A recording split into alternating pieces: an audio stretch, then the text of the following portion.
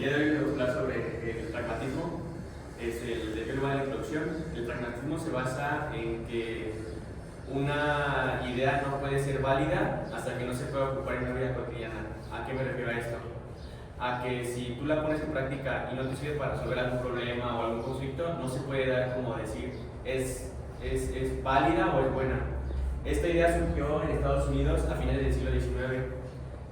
Surgió una nación que estaba en pleno desarrollo, bueno, no en pleno desarrollo, sino que estaba ya en un gran desarrollo. Entonces pues surgió esa idea en la que todo se basa, digamos, como en un método científico, que todo necesita una validación o aprobación para ser real.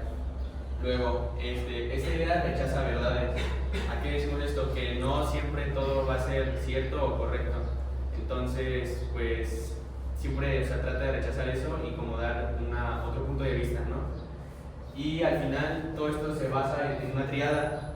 Entonces, para que pueda ser válida, tiene que necesitarse una acción, también la experiencia y al final las conclusiones, que es lo que nos va a llevar a decir que sí se puede aprobar la idea.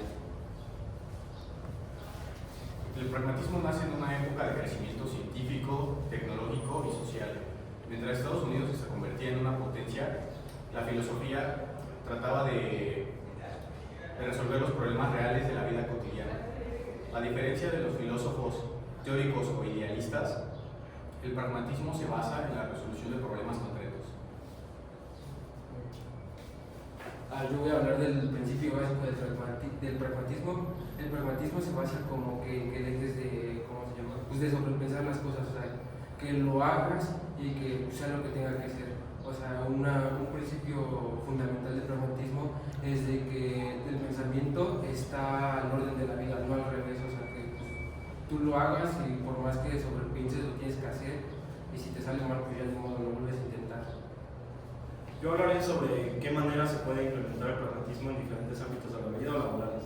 El primero es la educación, y en este ámbito laboral se puede explicar que el pragmatismo funciona de la manera en que se enseña a los estudiantes más desde la experiencia y teoría para la práctica que una rama más de conocimiento, de pensar mucho, ¿no? Más de actuar. También en la política, de la manera que se aplica es que se dan soluciones lo más prácticas posibles para poder llegar a una solución de algún problema del Estado.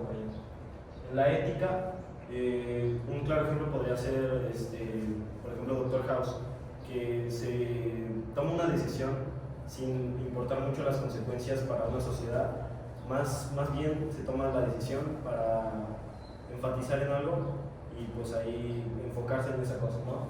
Sin importar las consecuencias. En la ciencia se basa en que no se buscan verdades absolutas, sino teorías prácticas que se puedan implementar para el desarrollo de diferentes ciencias o nuevos desarrollos científicos, ¿no? Que se pueda hacer más uso del conocimiento sin tener que enfocarse en buscar una verdad absoluta. En la psicología se busca que se resuelvan problemas de la manera más práctica posible, que no tengan que indagar todo sobre tu vida, sobre tu pasado, o explorar todo tu pasado para encontrar el problema, ¿no? El chiste aquí es que se resuelva de la manera más práctica y sencilla posible.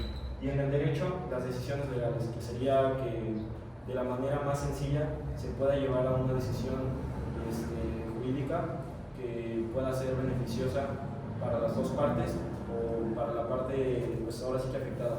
Ahí ya aplica el ámbito jurídico, que pues, tendría que ver esa parte, pero busca tomar una decisión que sea beneficiosa y sencilla. Bueno, yo les voy a hablar de los autores del pragmatismo. Primero, Charles Sanders fue el fundador del pragmatismo y bueno, decía que el significado de las ideas se encontraba en los efectos prácticos. Después está William James, que fue el que popularizó el pragmatismo y decía que la creencia verdadera tiene una consecuencia efectiva. Después, John Dewey defendía el aprendizaje activo y el pensamiento crítico. Y ya por último tenemos a Richard Rorty, que es nuestro actual representador del pragmatismo, y él decía que la verdad no es buscar lo que es, sino la forma de hablar al mundo. Yo les voy a hablar sobre las críticas, los dilemas éticos sobre el pragmatismo. relativizar la verdad. Esto quiere decir que lo único que tiene que ver es el contexto.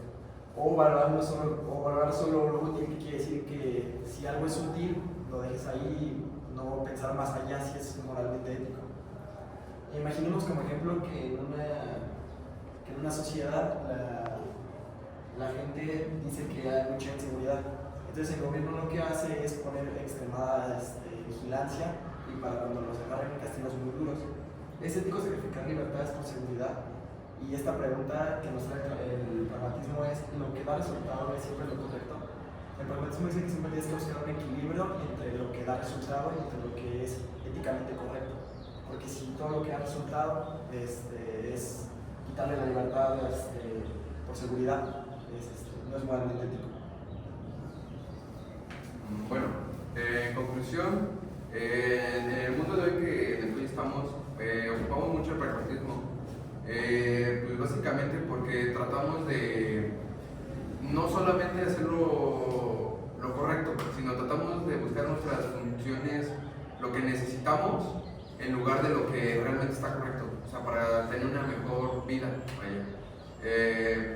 Pues sin embargo, hay que tratar de buscar, poner todo esto a la práctica del pragmatismo, pero buscando un equilibrio entre pues lo que necesitamos y lo que esté correcto, vaya. Y pues finalmente, sin perder la dignidad humana, vaya. Lo que se necesita para el pragmatismo, para que se pueda aplicar de una buena manera, el pragmatismo es una corriente de pensamiento muy interesante y que podría llegar a ser muy buena porque busca principalmente las soluciones más sencillas o más efectivas para un problema, ¿no?